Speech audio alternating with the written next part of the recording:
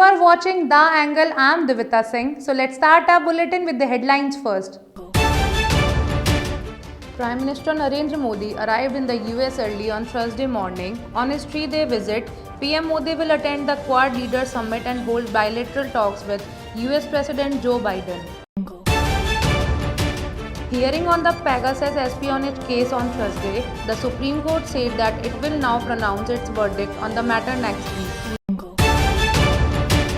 There are indications from the central government to legalize the MSP prior the elections.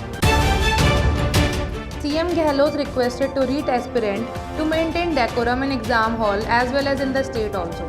Prime Minister Narendra Modi is on 3-day visit to America. They reached Washington at 3:30 a.m. Indian time on Thursday, where they were received at the airport by US officials and Indian Ambassador Taranjit Singh Sandhu.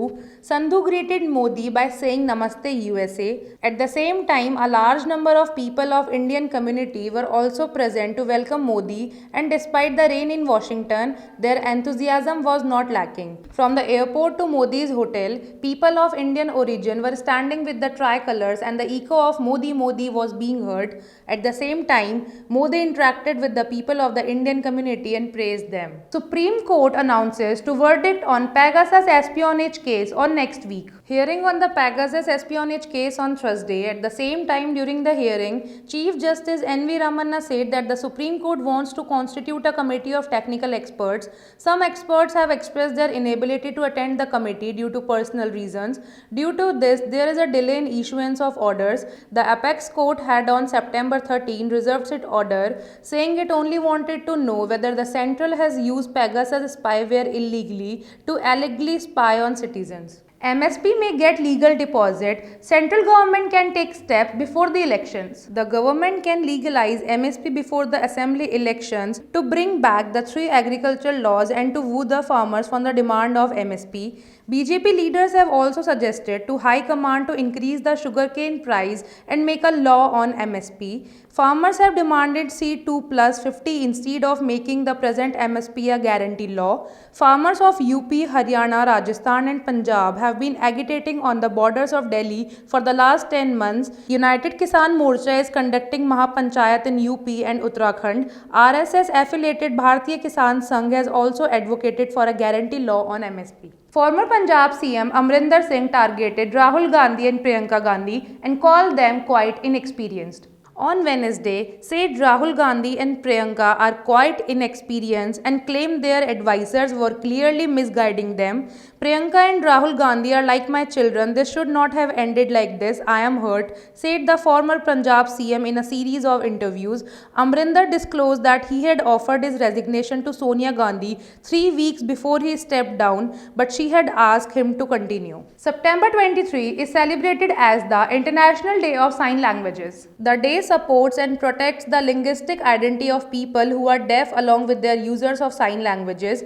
Rajasthan CM Ashok Gehlot tweeted that we need to raise awareness about the importance of sign languages for those with hearing and speech disabilities. It's important in terms of equality and dignity of differently abled. REIT recruitment exam is going to be conducted in Rajasthan on 26th of September. In this regard, extensive preparations have been made by the administration. Along with this, CM Ashok Gehlot has also appealed to the general public in view of REIT recruitment examination. CM Gehlot tweeted that the state government has made special preparations for the successful conduct of REIT, the biggest competitive exams ever with a 16 lakh candidates.